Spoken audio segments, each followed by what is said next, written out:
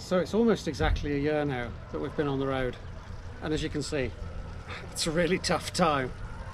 A really good friend of ours though suggested we make a video on what does it really cost when you're on the road.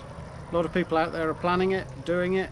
There's not much talk about the cost of it, the one-off costs, the occasional big hits, and the ongoing weekly or monthly costs.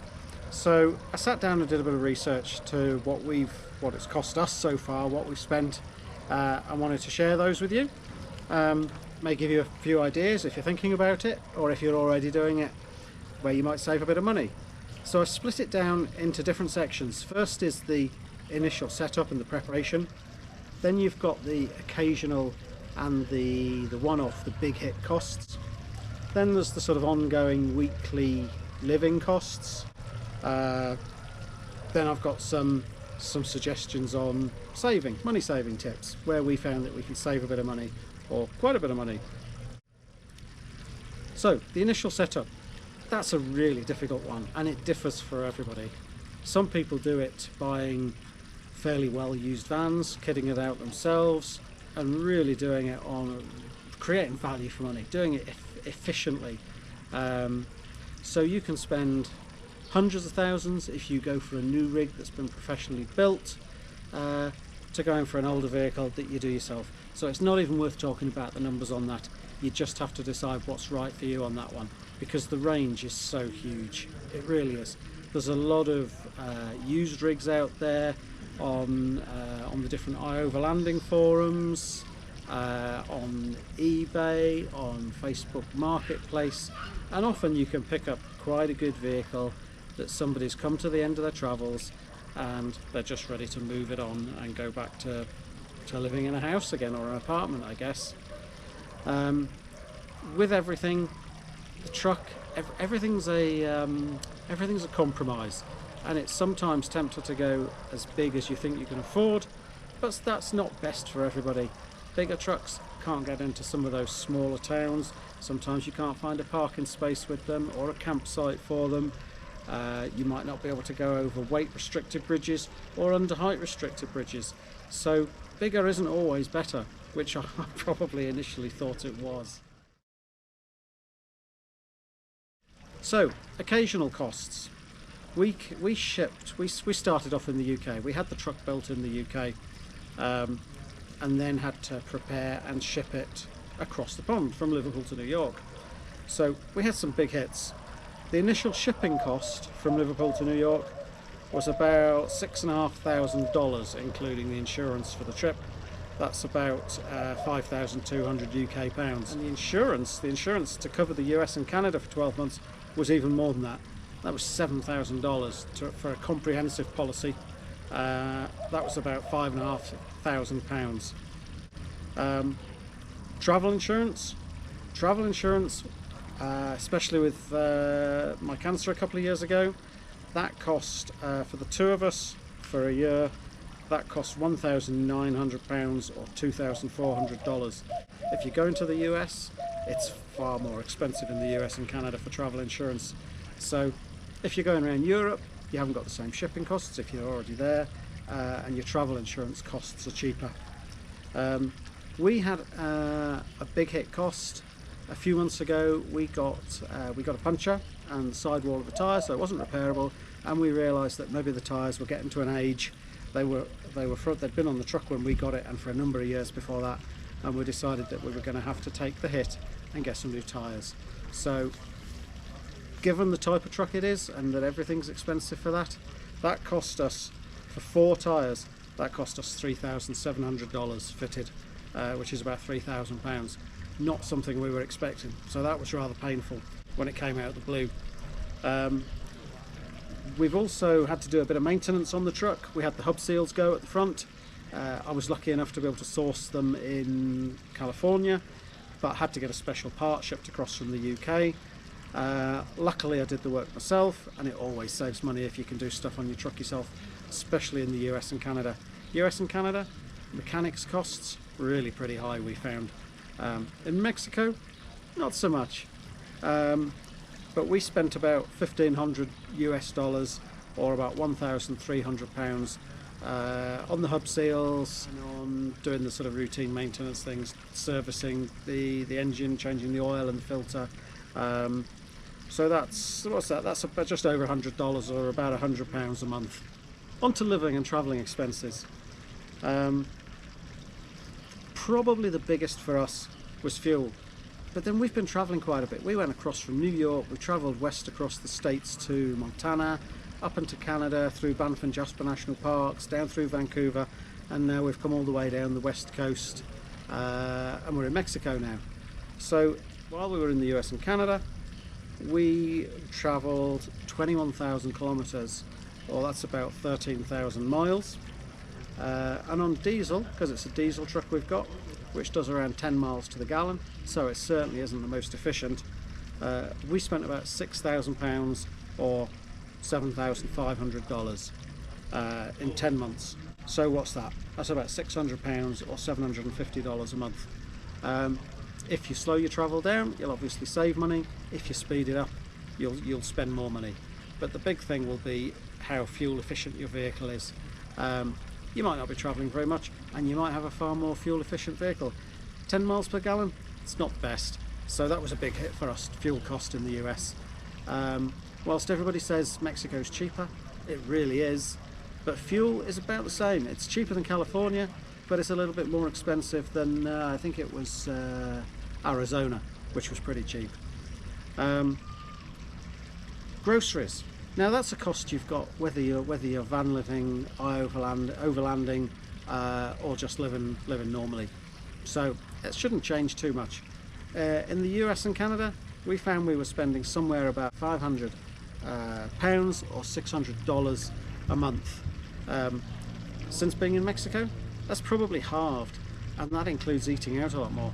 We've found often it's because of the heat and not wanting to cook in the truck, but it's also as cheap to eat out. So eat street food in Mexico, get the tacos and the burritos, than it is to get all the ingredients and then cook it yourself. Campsites. We hardly ever stayed in campsites. We did this in the national parks in the US and I think in Canada once, but I'd be surprised if we've spent, in a year, we've probably spent less than 2 weeks in campsites. They can be quite expensive. In the US, Canada, they can approach, the more expensive ones, they can approach $100 a night, depending upon the facilities. We don't need facilities. We've got a composting toilet, we've got water on board, we've got the solar. So we've opted to park up in at the side of the road, in lay-bys, a whole variety of places. Wherever's been quiet and safe and convenient. So campsites have been a really minimal cost for us. As I say, it's only in the national parks that we've had to do that, when you're not allowed to camp outside of a campsite within the park.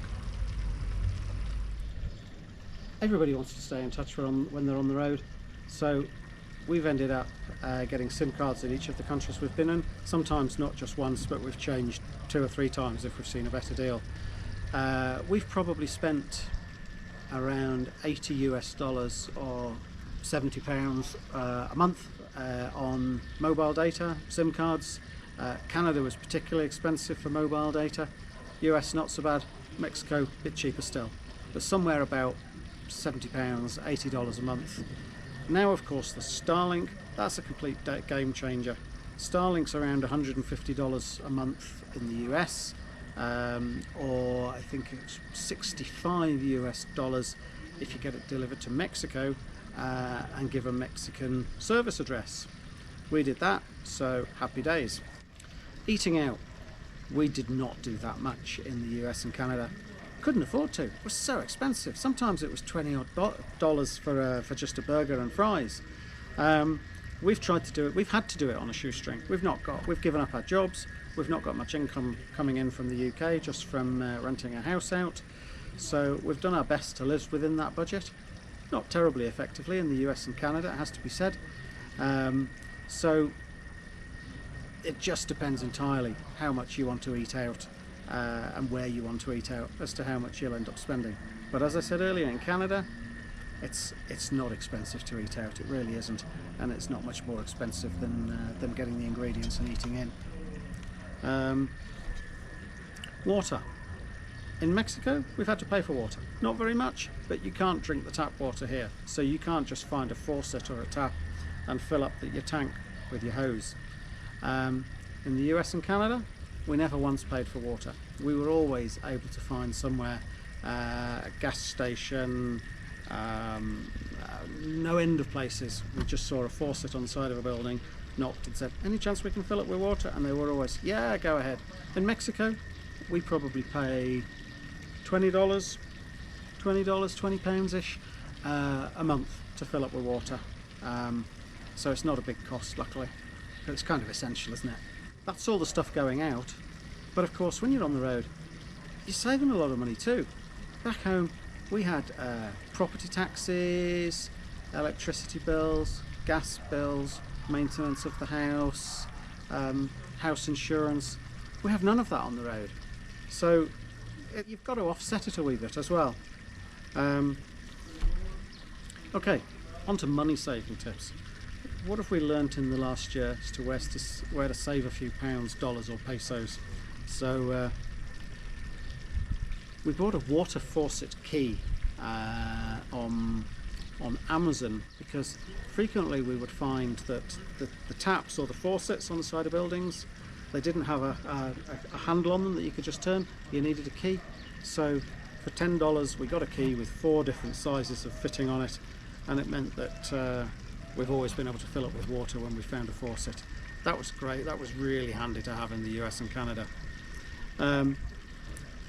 There's an app called Overlanding, which has been invaluable for us. And on there, all the overlanding community and the van lifers, they share locations for where you can camp, where you can fill up with water, where you can get a reliable mechanic, where you can store your vehicle. There's a whole load of places. We've used it almost every night for recommendations as to where to stay. And they give you places where you really can't stay as well. Places that have closed, places where you'll get moved on. So the iOverlander app is completely free, and it's a mine of information. And if you do get it, share your experiences, because they're really valuable. So when you pay for data in the US and Canada, it's often capped to monthly allowance, and you don't want to be going over that because you might get cut off or you might get your data throttled. So what we would do, we found that our iPads and our iPhones were on automatic backup and connected to Wi-Fi. So what we do is now, if we go to somewhere with Wi-Fi, whether it's a restaurant or if we're parked in a car park and you can hook into free McDonald's Wi-Fi, for example, we take that opportunity to back up our phone, back up our iPad, update all the apps. Then it's done, and you don't put that data hit onto your mobile phone. When you're looking for mobile phone deals, check out the smaller mobile phone companies, which are usually owned by the big boys. So in the US, we ended up with Visible, which is a subsidiary wholly owned by Verizon. Now Verizon's got one of the best coverages, and Visible has the same coverage, but at a much lower cost. What you don't get is the free calls to and from Canada and the free calls to and from Mexico, but that's fine, because when you move to Canada or Mexico, you just ditch that SIM card and you get another one for the country that you're in. So saved a lot of money by going for the smaller subsidiary mobile phone companies. And often you can save money by getting 2 SIM cards on the one account. As soon as you get another SIM card or another SIM card, the cost per SIM card usually comes down as well. Another app that we found useful is called Too Good To Go. This is an app where businesses that sell fresh food that can't be kept for a second day will advertise it on the app and then sell it off, usually at a fraction of the price, if you go and collect it at the end of the day. So we've had bags of donuts more than once, curries, you can get fresh fruit and vegetables on there, all sorts of things. Some cities there's no places with it at all. Other places, full of them. San Francisco was pretty good for Too Good To Go locations, especially the bags of donuts there. Supermarket loyalty cards, they can save you quite a bit. We found the Safeway app. Often there were deals offered on the supermarket shelves. You'd go into the app, tap, get that deal, and suddenly you'd save 20 or 30% on what you were about to buy just by having the app and tapping on the deal. So check those out. And sometimes they cover the fuel as well. So we used Gas Buddy to try and find the cheapest diesel that we could in the area. Just be careful you don't spend $20 or $30 driving out of your way to get cheap fuel, only to save $10 or $20 on your fill up. Wouldn't make much sense then. But again, the Safeway app, you could earn points when you were doing your grocery shopping, and then spend them to get I think it was up to 25 cents a gallon off your fuel. Pretty good. Public transport. When we went to big cities, we always looked at the public transport routes and then cross-reference that with the Overlanding camping sites to try and find somewhere we could stay for free that was near a main public transport route. Then we'd research the day passes, how the public transport system worked, see if there was a day pass or a 3-day pass, and you could buy that and get your unlimited travel.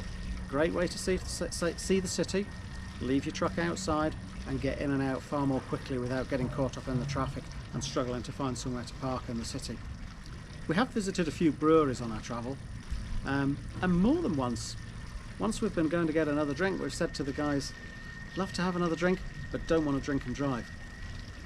Any chance we can park in your car park for the night, just in the back corner there? They usually go away and ask the manager, and more often than not they're like, yeah, no problem, you can park in the car park for the night, and it's free. And once the brewery's closed and the regulars have gone, it's really usually quite peaceful as well. It's quite nice. So, top tips. They're not always on iOverlander and may not want to be put on iOverlander, but we've found that breweries, bars, if they've got an empty car park at night, they don't mind if you park there. Libraries. All the big towns, all the small towns have libraries, and the guys there can be really helpful. You can nearly always get free Wi-Fi, free computer use with the internet, and really cheap printing and copying. So if you need photocopies of your passport for upcoming border crossings, or need reliable internet to be able to fill in those forms for getting your temporary import permits or whatever it might be, local library, they can be your friend, and they're cheap or free. So hope that's been useful. Let's summarise that with a table of what I've given you, and I hope you get something from it.